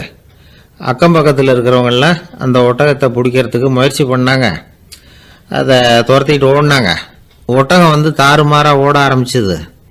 இந்த சமயத்தில் ஒட்டகத்தை வளர்த்தவன் அங்கே ஓடி வந்தான். நீங்கள் அதை ஒன்றும் செய்ய வேணாம், விட்டுருங்க, அதோட சுபாவம் எனக்கு நல்லா தெரியும், அதை சுலபமாக என்னோடய வழிக்கு கொண்டுட்டு வந்துட முடியும், நான் பார்த்துக்கிறேன், விட்டுருங்கோ அப்படின்னா. எல்லாரும் விலகி போயிட்டாங்க. இவன் என்ன செஞ்சான் தெரியுமா? கொஞ்சம் புல்லை கையில் எடுத்துக்கிட்டு அந்த ஒட்டகத்தை நெருங்கினான். அவ்வளவுதான். அது ஓடி இவன் காலடியில் உட்காந்துக்கிட்டது. செல்லமாக அதை அப்படியே தடவி கொடுத்தான். முதுகில் ஏறி உட்காந்துக்கிட்டான். அது பாட்டுக்கு சாதுவாக நடந்து போகுது. இந்த கதையை நபிகள் நாயகம் தம்முடைய தோழர்களுக்கு சொல்கிறார். ஒட்டகத்தை மட்டும் இல்லை, சில மனிதர்களையும் கூட சில விதத்தில் அணுகி தான் அவர்களை சீர்திருத்த வேண்டியிருக்குது அப்படிங்கிறத அவங்களுக்கு உணர்த்தினார். இது ஒரு அழகான உளவியல் அணுகுமுறை. சில குடும்ப தலைவர்கள் கூட இந்த ஒட்டகம் மாதிரி நடந்துக்கிறது உண்டு, அப்புறம் அடங்கி போகிறதும் உண்டு. ஒரு குடும்ப தலைவர் காலையில் எழுந்திரிச்சதுலேருந்து சத்தம் போட்டு கத்திக்கிட்டு இருப்பார். பக்கத்தில் இருந்தவங்கெல்லாம் ஓடி போய் சமாதானம் பண்ணி பார்த்தாங்க. அவர் ஓயறது மாதிரி தெரியல. கடைசியில் அவர் மனைவி வந்தாங்க. நீங்கள் எல்லாம் விலகி போயிடுங்க, அவர் சுபாவம் எனக்கு தெரியும், நான் பார்த்துக்கிறேன் அப்படின்னாங்க. சரின்னு எல்லாரும் போயிட்டாங்க. சாயந்தரமாக பார்க்குறாங்க, அவர் சத்தம் இல்லாமல் ஒரு மூலையில் உட்காந்துருக்கிறார். ரொம்ப சாதுவா. ஆச்சரியமாக இருந்தது. என்னம்மா பண்ணீங்கன்னு கேட்டாங்க. அது ஒன்றும் இல்லைங்க, ஒரு வேளை சாப்பாட்டை நிறுத்தினேன், பட்னி போட்டேன், அவ்வளவுதான் அப்படின்னாங்க அந்த அம்மா. ஒரு ஜென் துறவி, அவருக்கு ரொம்ப வயசாயிட்டுது, கடைசி காலம். நண்பர்களெல்லாம் கூப்பிட்டார். நண்பர்களே, நான் வித்தியாசமான முறையில் சாகணும்னு ஆசைப்படுறேன், அதுக்கு ஏதாவது யோசனை சொல்லுங்களேன் அப்படின்னு கேட்டாராம். நண்பர்கள் சிரித்தாங்க. என்ன பேச்சு பேசுகிறீங்க, சாவறதுங்கிறது என்ன விளையாட்டுத்தனமான காரியமா அப்படின்னு கேட்டிருக்காங்க. அந்த துறவி கொஞ்ச நேரம் யோசனை பண்ணார். அப்புறம் கேட்டாராம், இது வரைக்கும் யாராவது நடந்துக்கிட்டே இறந்துருக்குறாங்களா அப்படின்னாராம். எல்லாரும் இல்லைன்னாங்களாம்.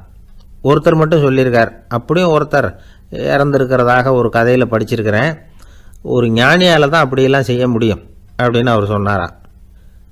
சரி, அப்படின்னா அந்த முறை நமக்கு வேணாம், நின்றுக்கிட்டே யாராவது உயிரை விட்டுருக்காங்களா அப்படின்னு விசாரிச்சாராம். அப்படியும் ஒருத்தர் இறந்துருக்கிறார் அப்படின்னாங்களாம். மறுபடியும் அந்த துறவி யோசனை பண்ணியிருக்கிறார். ஏதாவது வித்தியாசமான முறையில் நாம் போகணும் அப்படிங்கிறது அவருடைய விருப்பம். மனிதன் எப்படி வாழ்கிறானோ அப்படி இறப்பது தான் நல்லது. சரி, யாராவது தலைகீழாக யோகம் செய்யும் நிலையில் இறந்துருக்கிறாங்களா அப்படின்னு விசாரித்தாராம். நண்பர்கள் சிரித்தாங்க. தலைகீழாக நின்னபடி இறந்ததாக நாங்கள் கேள்விப்பட்டதே இல்லை, அது முடியாத காரியம் அப்படின்னு இருக்காங்க. இப்போ அந்த துறவிக்கு திடீர்னு உற்சாகம் வந்துட்டுது. உடனே எழுந்திரிச்சார், தலைகீழாக நின்னார், அப்படியே உயிரை விட்டுட்டார். அவ்வளோதான். அந்த மடாலயத்தில் ஒரே குழப்பம். எப்படி அவரை கீழே இறக்கி படுக்க வைக்கிறது அப்படின்னு புரியல. இப்படி உயிர் விடுறதை பற்றி அவங்க இது வரைக்கும் கேள்விப்பட்டதும் இல்லை. உண்மையிலேயே இவர் இறந்து தான் போனாராங்கிறதும் தெரியல. சோதித்து பார்த்தாங்க. இதய துடிப்பு, நாடி துடிப்பு எல்லாம் நின்று போயிருந்தது. இவர் எப்பவும் இப்படி தான், என்ன பண்ணுறது இப்போது அப்படின்னு சொல்லி எல்லாரும் குழம்பிக்கிட்டு இருக்கிற சமயத்தில் ஒரு பெரியவர் யோசனை சொன்னார். இந்த துறவியோட மூத்த சகோதரி பக்கத்து மடாலயத்தில் இருக்கிறாங்க, அவங்கள இங்கே அழைச்சிட்டு வந்தால் ஏதாவது வழி கிடைக்கும் அப்படின்னார். அந்த அம்மாவுக்கு 90 வயசு. அழைச்சிட்டு வந்தாங்க. ஒரு குச்சியை ஊன்றிக்கிட்டு அப்படியே மெதுவாக நடந்து வந்தாங்க. தம்பி தலைகீழாக நின்று உயிர் விட்டு இறக்கிறத பார்த்தாங்க. தம்பின்னு கூப்பிட்டு பார்த்தாங்க, ஒன்றும் காணோம். உடனே என்ன பண்ணாங்க, தன்னுடைய கைத்தடியால் தம்பியோட உடலை ஒரு தட்டு தட்டினாங்க. ஏப்பா, சாகிறப்பவும் உன்னுடைய குறும்புத்தனத்தை விடலையா? இப்படியாடா சாகிறது, ஒழுங்காக செத்து தொலை அப்படின்னாங்களாம். அவ்வளவுதான். உடனே அந்த துறவி திரும்பி நேராக நின்னார். அக்கா, கோவப்படாத, நான் ஒழுங்காக சாகிறேன், எப்படி செத்தா என்ன, எல்லாம் எனக்கு ஒன்று தான் அப்படின்னு சொல்லிவிட்டு அப்படியே தரையில் படுத்து உயிரை விட்டாராம். அதுக்கப்புறம் அந்த அம்மா கோலை கையில் எடுத்துக்கிட்டு அப்படியே திரும்பி கூட பார்க்காம அவங்க பாட்டுக்கு போயிட்டாங்களாம். மரணத்தை ஒரு விளையாட்டாக ஆக்கிய அந்த துறவிக்கு வாழ்க்கையே ஒரு விளையாட்டாக தான் இருந்திருக்குது. எந்த நோக்கமும் இல்லாமல் செயல்படுறதுன்னா என்னங்கிறதும் அவருக்கு தெரிஞ்சிருக்குது. பயனை எதிர்பார்க்காம பணி செய்து வாழ்ந்து மறைந்த மகான் அவர். தம்முடைய தொழிலை விளையாட்டு போல செய்ய தெரிஞ்சவருக்கு வாழ்க்கையே ஒரு விளையாட்டாக மாறிடும். எல்லாமே விளையாட்டாகி விடுகிற போது மரணமும் விளையாட்டாகிவிடும் அப்படிங்கிறது தான் அந்த தத்துவம். ஆனால் அதுக்கு முன்னாடி உங்களுக்குள்ளே இருக்கிற உண்மையான நடிகனை நீங்கள் அடையாளம் கண்டுபிடிக்கணும். நீங்கள் நடிக்க வேண்டியதே இல்லை, நீங்கள் ஏற்கனவே நடிச்சுக்கிட்டு தான் இருக்கிறீங்க. நீங்கள் இந்த உண்மையை தெரிஞ்சுக்கணும், அவ்வளவுதான். இதுதான் ஞானிகளுடைய கருத்து. வாழ்க்கையை சரியாக புரிஞ்சுக்கிட்டால் எல்லாமே நடிப்புங்கிறது புரியும். கல்யாண பத்திரிக்கை அனுப்பியிருந்தேனே, ஏன்டா வரலன்னு கேட்டான் ஒருத்தன். வந்திருந்தேனே அப்படின்னானா இவன். டேய், ஏன்டா போய் சொல்கிற, நான் பத்திரிக்கையே உனக்கு அனுப்பலையே அப்படின்ட்டுருக்கான் அவன். அதுக்கு இவன் சொன்னானா, பத்திரிக்கை அனுப்புனேன்னு நீ போய் சொல்கிறப்போ கல்யாணத்துக்கு வந்தேன்னு நான் போய் சொல்லக்கூடாதா அப்படின்னானா. விவசாயிகள் அவங்க விவசாயம் முன்னேறி இருக்கிற அளவுக்கு விவசாயிகளுடைய வாழ்க்கை தரம் முன்னேறலை. அந்த அளவுக்கு அவர்கள் நாட்டுக்காக உழைச்சிக்கிட்டு இருக்கிறாங்க. அந்த காலத்திலே அதை பற்றி ஒரு கதை சொல்கிறது உண்டு. ஒரு வயசான ஆள் நிலத்தில் ஏறு உழுதுகிட்டு இருந்தாராம். கிழிஞ்சு போன ஒரு சின்ன துண்டை தான் இடுப்பில் கட்டியிருந்தாராம். தலையில் ஒரு கந்தலை சுற்றி இருந்தார். உடம்பு பூரா சேரு, ரொம்ப ஏழை. ஏறு ஓட்டிகிட்டு இருக்கிறவர் வேறு எப்படி இருப்பார்? இருந்தாலும் அந்த ஆள் ரொம்ப ஜாலியாக பாட்டு பாடிக்கிட்டே ஏறு உழுதுகிட்டு இருந்தாராம். உடம்புல தான் அவர் ஏழையை தவிர மனசில் ஒரு ஏழையாக தெரியல. அந்த சமயத்தில் அந்த நாட்டு ராஜா அந்த பக்கமாக குதிரை மேலே வந்தாராம். வேட்டைக்கு போயிட்டு பரிவாரங்களோடு திரும்பி வந்துகிட்டு இருக்கிறார். ரொம்ப செல்வ செழிப்பில் இருக்கிற ராஜா அவர் இந்த வயசான விவசாயியை பார்த்துருக்கார். இந்த ஆள் ரொம்பவும் ஏழைங்கிறது அவர் பார்த்தாவே பளிச்சுன்னு தெரியுது. கட்டிக்கிறதுக்கு நல்ல துணி இல்லை, உடம்போ இழைச்சி போயிருக்குது, வயிறு முதுகில் போய் ஒட்டிகிட்டு இருக்கு, கண்ணு குழு விழுந்து போயிருக்குது. ஆனாலும் முகத்தை பார்த்தா சந்தோஷமாக இருக்கிற மாதிரி இருக்கு. இவ்வளவு உற்சாகமாக பாடிக்கிட்டு இருக்கிறாரே அப்படின்னு ஆச்சரியமாக நினச்சி பார்த்தார் அந்த ராஜா. சரி, அவர்கிட்ட கொஞ்சம் பேச்சு கொடுத்து பார்க்கலாம் அப்படின்னு முடிவு பண்ணார். ஐயா பெரியவரே, இப்படி கொஞ்சம் வர முடியுமான்னாராம். பொழுது போகிறதுக்குள்ளே நான் இந்த வயல் பூரா உழவு ஓட்டி ஆகணும், அதனால் பேசுறதுக்கு நேரம் இல்லை அப்படின்னாராம் அந்த பெரியவர். என்ன அவ்வளவு அவசரமா, மீதி இருந்தால் நாளைக்கு உழுதக்கூடாதா? அது சரி, உனக்கு எத்தனை ஏக்கர் நிலம் இருக்குது அப்படின்னு விசாரிச்சிருக்கார் ராஜா. எனக்குன்னு சொந்தமாக உள்ளங்கை அளவு கூட நிலம் கிடையாது, இது எங்கள் முதலாளியோட நிலம். இதை பூராவும் உழுது முடிச்சாதான் அவர் கூலி கொடுப்பார். நான் கூலிக்கு ஊதுகிட்டு இருக்கிறேன், உங்ககிட்ட பேசிக்கிட்டு இருந்தா அவருக்கு துரோகம் பண்ணது மாதிரி ஆயிடும் அப்படின்னாராம். ராஜா குதிரையை விட்டு கீழே இறங்கினார். வரப்புல நடந்து அந்த பெரியவர்கிட்டயே போனாராம். சரி, ஒரு நாள் பூரா உழுதான் உனக்கு எவ்வளவு கூலின்னு கேட்டிருக்கார். 8 அணா கூலி கிடைக்கும்னாராம் அவர். இது ரொம்ப காலத்துக்கு முன்னாடி நடந்த ஒரு சம்பவங்கிறதுனால அப்போ 8 அணா கூலிங்கிறது ரொம்ப பெருசு. இருந்தாலும் அதுவும் அந்த ராஜாவுக்கு பெரிய கூலியா தெரியல. இவ்வளவு தானா, இதை வச்சுக்கிட்டு நீ எப்படி காலம் தள்ளுற அப்படின்னாராம். ஒன்றும் கவலை இல்லை அப்படின்னாராம் அவரு. ராஜாவுக்கு ரொம்ப ஆச்சரியமா போச்சு. 8 அணா கூலி வாங்குற இந்த ஆளு கவலை இல்லாம இருக்கிறார், ஏராளமான வசதியோட இருக்கிறன்னா கவலை இல்லாம வாழ முடியலையே அப்படின்னு நினைச்சு பார்த்திருக்கார். அது சரி, 8 அணாவில் எப்படி குடும்பம் நடத்துற அப்படின்னு கேட்டாராம். எனக்கு கிடைக்கிற 8 அணாவில் 2 அணா குடும்பத்துக்கு செலவழிக்கிறேன், 2 அணா பழைய கடனுக்கு கொடுக்குறேன், 2 அணா தர்மம் செய்யறேன், 2 அணா வட்டிக்கு கொடுக்குறேன், ஒரு குறையும் இல்லைன்னாராம். ராஜாவுக்கு ஒன்றும் புரியல. எனக்கு ஒன்றும் புரியலேன்னு இருக்காரு. ஐயா, எனக்கும் என் மனைவிக்கும் 2 அணா செலவாகுது. வயசான அம்மா அப்பா இருக்கிறாங்க, சின்ன வயசுல என்னை காப்பாத்தினவங்க அவங்க. அந்த கடனுக்கு 2 அணா செலவாகுது, அது பழைய கடன். என் தங்கச்சி ஒருத்தி ஆதரவு இல்லாத நிலைமையில தன்னுடைய மகனோட என் வீட்டில் இருக்கிறா. அவளுக்கும் அவள் மகனுக்கும் 2 அணா செலவு பண்றேன், அது தர்மம். எனக்கு 2 பிள்ளைங்க இருக்கிறாங்க, அவங்களுக்கு 2 அணா செலவு பண்றேன், அது வட்டிக்கு கொடுக்கறது மாதிரி. பிற்காலத்துல அவங்க எங்களை காப்பாத்துவாங்க. அந்த வகையில நான் திருப்தியோட வாழ்ந்துகிட்டு இருக்கிறேன் அப்படின்னாராம். ராஜாவுக்கு அர்த்தம் புரிய ஆரம்பிச்சுதான். அந்த பெரிய நிலத்தை விலை கொடுத்து வாங்கி அந்த பெரியவருக்கே தானமா கொடுத்துட்டாராம். இப்போ ஊழவருக்கே நிலம் சொந்தமாயிட்டுது. அன்னையிலிருந்து அரசனுக்கும் ஆறுதல் கிடைச்சுதான். இப்படி ஒரு கதை சொல்லுவாங்க. 8 அணா வருமானத்தை வச்சுக்கிட்டு எப்படி காலத்தை தள்ளுறதுன்னு சொல்றதுக்காக இந்த கதையை சொல்றதாக யாரும் தப்பா நினைச்சுக்க கூடாது. கிடைக்கிறத எப்படி பங்கு போடுறார், எப்படி திருப்தியா வாழறார் அப்படிங்கிறது தான் முக்கியம். அது மாதிரி இன்றைக்கு இந்த பொங்கல் திருநாள்ல உழவர்கள் மனசு மகிழ்ச்சியா இருந்ததுன்னா அது எல்லாரும் மகிழ்ச்சியா இருக்கிறது மாதிரி அர்த்தம். அதனால அவர்கள்ட்ட இருந்து நாம பாடம் கத்துக்கணும். சில உழவர்கள் தங்கள் நிலத்துல விளையறத தாங்கள் சாப்பிட மாட்டாங்க, அடுத்தவங்கள்ட்ட வித்துட்டு சந்தையில போய் வேற அரிசி வாங்கிட்டு வந்துதான் இவங்க சாப்பிடுவாங்க. அப்படிப்பட்ட விவசாயிகள்லாம் இது உண்டு. பங்கிடுகிற பண்பை உழவர்கள்ட்ட இருந்து கற்றுக்கொள்ளுங்கள் அப்படிம்பாங்க. ஒரு ஆள் நிம்மதியா மகிழ்ச்சியா இருந்தானா, உங்க நிம்மதிக்கும் மகிழ்ச்சிக்கும் என்ன காரணம்னு கேட்டிருக்காரு இன்னொருத்தர். என்கிட்ட இருந்தது பூராவையும் என் பிள்ளைங்களுக்கு சமமா பங்கு போட்டு கொடுத்துட்டேன், எனக்குன்னு எதுவுமே வச்சுக்கல, அதுதான் நிம்மதிக்கு காரணம்னு இருக்கான். உங்ககிட்ட இருந்தது எவ்வளவு இருந்தது அப்படின்னு கேட்டிருக்காரு அவரு. மொத்தமா ஒரு 50,000 ரூபாய் இருக்கும் அப்படின்னு இருக்கான். அவ்வளவும் பணமாவே இருந்ததா அப்படின்னு கேட்டிருக்காங்க அவங்க. இல்லைங்க, அவ்வளவும் கடன், அதை தான் பிரிச்சு கொடுத்துருக்கேன் பிள்ளைங்க கிட்ட அப்படின்னு நானும். அவன் நம்பிக்கை இல்லைன்னா இந்த உலகத்தில் நாம் நடமாடவே முடியாது. அவநம்பிக்கையோடு இருந்துக்கிட்டு இருந்தால் என்றைக்கும் அவஸ்தை தான். நாம் நம்புறது நடக்குதோ இல்லையோ அது வேற விஷயம். ஆனால் எதையும் நம்பி தான் நாம் அடி வைக்க வேண்டியிருக்கு. வேற ஒன்றும் வேணாம், ஒரு லாட்ரி சீட்டு வாங்குகிறோம், அது எங்கே நமக்கு விழப்போகுது அப்படிங்கிற அவநம்பிக்கையோடவா வாங்குகிறோம். பரிசு நமக்கு தான் அப்படிங்கிற நம்பிக்கை உள்ளூர இருக்கிறதுனால தான் அதை வாங்குகிறோம். இருந்தாலும் முடிவு வேறு மாதிரி ஆகிடுது, அதுக்காக மனசு சோர்ந்து போகிறதில்ல, அடுத்த மாதமும் சீட்டு வாங்குகிறோம். இந்த நம்பிக்கை தான் மனித வாழ்க்கைக்கு ஆதாரம்.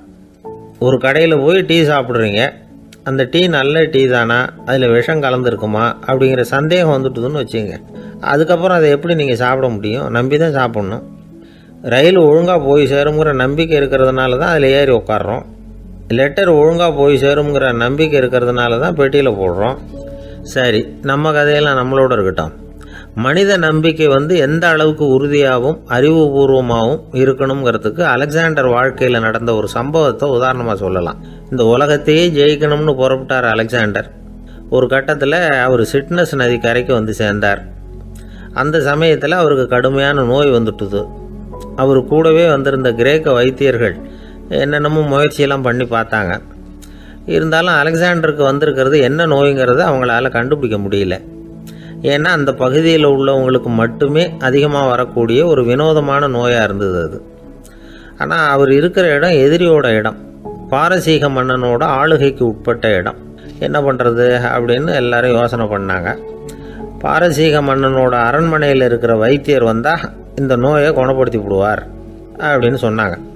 இருந்தாலும் எதிரியோட நாட்டில் இருக்கிற வைத்தியரை கூப்பிட்டு எப்படி நம்பி வைத்தியம் பார்க்க சொல்கிறது அப்படின்னு சொல்லி எல்லாரும் தயங்கினாங்க. ஆனால் அலெக்சாண்டர் தயங்கலை. பரவாயில்ல, அழைச்சிட்டு வாங்கன்னு விட்டார். உடனே அவரை போய் அழைச்சிட்டு வந்துட்டாங்க. அவர் வந்தார். அலெக்சாண்டர் உடம்பை பரிசோதனை பண்ணி பார்த்தார். சரி, இதை குணப்படுத்தி விடலாம், பயப்பட வேண்டியதில்லை. ஆனால் இதுக்கு ஒரு மூலிகை ரசம் தயார் பண்ணி கொடுக்கணும்.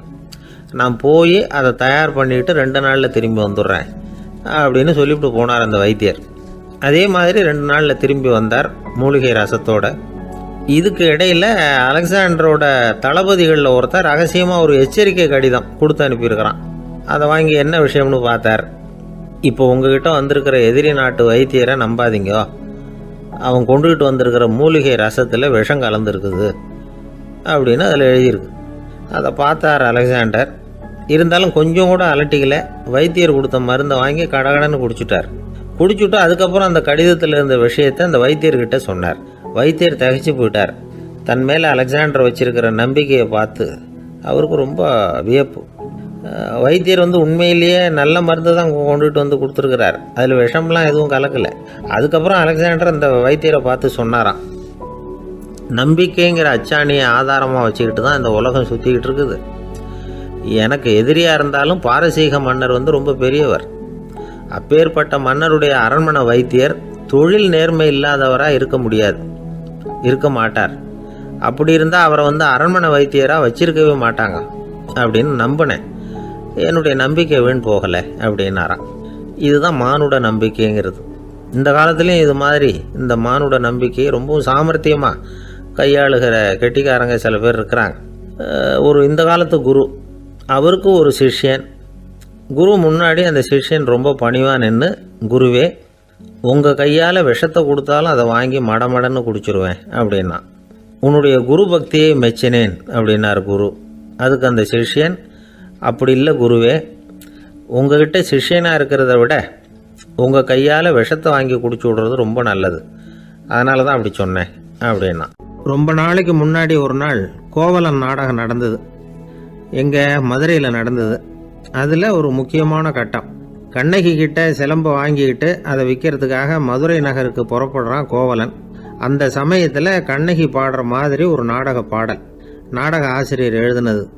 அது என்ன பாட்டுன்னா, மா பாவியோர் கூடி வாழும் மதுரைக்கு மன்னா போகாதீர் என்று அப்படின்னு ஆரம்பிக்கும் அந்த பாட்டு. இதுதான் அந்த பாட்டு. இதை கண்ணகி மேடையில் பாடின உடனே கூட்டத்தில் சலசலப்பு. நம்ம ஊர்லேயே நமக்கு முன்னாடியே நின்றுக்கிட்டு மா பாவியோர் கூடி வாழும் மதுரை அப்படின்னு சொல்கிறாங்களே, என்ன தைரியம் அப்படின்னு எல்லாம் குழப்பம் பண்ண ஆரம்பிச்சிட்டாங்க. மக்கள் சத்தம் போட ஆரம்பிச்சிட்டாங்க. எதிர்ப்பு குரல் அது பாட்டுக்கு வர வர அதிகமாக போட்டுது. கொண்டுக்கிட்டு வா அந்த நாடக ஆசிரியரை, எழுதுனது யார் அப்படின்னு ஒரே சத்தம், கூச்சல். வேறு வழி இல்லை. மெதுவாக மேடைக்கு வந்தார் அந்த நாடக ஆசிரியர். 4 பக்கத்திலிருந்தும் கேள்வி கணைகள். மக்களை பார்த்து கொஞ்சம் அமைதியாக இருங்கோ அப்படின்னு சொல்லிவிட்டு தன்னுடைய விளக்கத்தை சொல்ல ஆரம்பித்தார் அந்த நாடக ஆசிரியர். மா அப்படின்னு சொன்னால் திருமகளாகிய லட்சுமி அப்படின்னு அர்த்தம். பா அப்படின்னா கலைமகளாகிய சரஸ்வதி. வி அப்படின்னா மலைமகளாகிய பார்வதி. மா பாவியோர் அப்படின்னா திருமகளும் கலைமகளும் மலைமகளும், இவங்க மூவரும் அப்படின்னு அர்த்தம். இந்த 3 பேரும் வாழ்கின்ற மதுரை புனிதம் நிறைந்தது, சகல செல்வங்களும் நிறைஞ்சது. அப்படிப்பட்ட ஊரில் நான் அணிந்து கொள்ளும் இந்த சாதாரண சிலம்பை யார் வாங்கிக்குவாங்க அப்படிங்கிற எண்ணத்தோடு தான் கண்ணகி அப்படி சொல்கிறா. அதை நினச்சி தான் நான் எழுதினேன். ஆகவே மதுரையை ரொம்ப சிரமப்படுத்தணும், ரொம்ப மோசமாக எழுதணும் அப்படிங்கிற எண்ணம்லாம் எனக்கு கிடையாது. பெருமைப்படுத்தணும்னு நினச்சி தான் அப்படி எழுதினேன் அப்படின்னு விளக்கம் கொடுத்தாராம். இந்த விளக்கத்தை கேட்டதும் எல்லாரும் ரொம்ப சமாதானம் ஆயிட்டாங்களாம். இப்படி விளக்கம் கொடுத்த அந்த நாடக ஆசிரியர் யார் தெரியுமா? அவர் தான் தமிழ் நாடக உலகின் முதல் ஆசான் சங்கரதாஸ் சுவாமிகள். அவருக்கு நகைச்சுவை உணர்வும் அதிகம். 1920ஆம் ஆண்டு திருநெல்வேலியில் அவர் தங்கியிருக்கிறார் நாடகம் நடத்துறதுக்காக. அவர் தங்கியிருந்த வீட்டில் கொசு மூட்டை பூச்சி அதிகமாக இருந்திருக்கு. அவரால் தூங்கவே முடியல. அவர் அனுபவித்த தொல்லைகள் ஒரு பாட்டாக உருவாச்சு. வேடிக்கையாக ஒரு பாட்டு எழுதினாராம். மூட்டையும் கொசுவும் ஒரு வீட்டிலே மீட்டிங் போட்டால் முன்னே நிற்க யாரால் முடியும்? கொசு மோகன ராகம் போல சத்தம் போட்டு முன்னே நின்று செய்திடும் யுத்தம். இதை மறுநாள் நாடகத்தில் கோமாளி வேஷம் போட்ட ஒரு சிறுவனை விட்டு பாட வச்சிருக்காரு. எல்லாரும் சிரித்து ரசித்தாங்களாம். சங்கரதாஸ் சுவாமிகள் கல்யாணமே பண்ணிக்கல, துறவி மாதிரியே வாழ்ந்திருக்கார். தமிழ் நாடக கலைக்கு தன்னையே அர்ப்பணம் பண்ணிக்கிட்டவர் அவர். 1922 நவம்பர் மாதத்தில் ஒரு நாள் புதுச்சேரியில் அவர் வாழ்க்கை முடிஞ்சுது. அப்போ அவருக்கு வயசு 55. சங்கரதாஸ் சுவாமிகள் நாடக ஆசிரியர் மட்டும் இல்லை, மேடை நாடக இயக்குனர், தயாரிப்பாளர். அவரே ஒரு சிறந்த நடிகர். ஒரு தடவை சாவித்திரி நாடகத்தில் இவர் யமதர்மனா வேஷம் போட்டு நடிச்சிருக்கிறார். நாடகம் பார்த்துக்கிட்டு இருந்த கருவுற்ற ஒரு பெண்மணிக்கு பயத்தினால அங்கேயே குழந்தை பிறந்துட்டு தான். அந்த நிகழ்ச்சிக்கு அப்புறம் இவர் இந்த வேஷம் போடுறப்போலாம்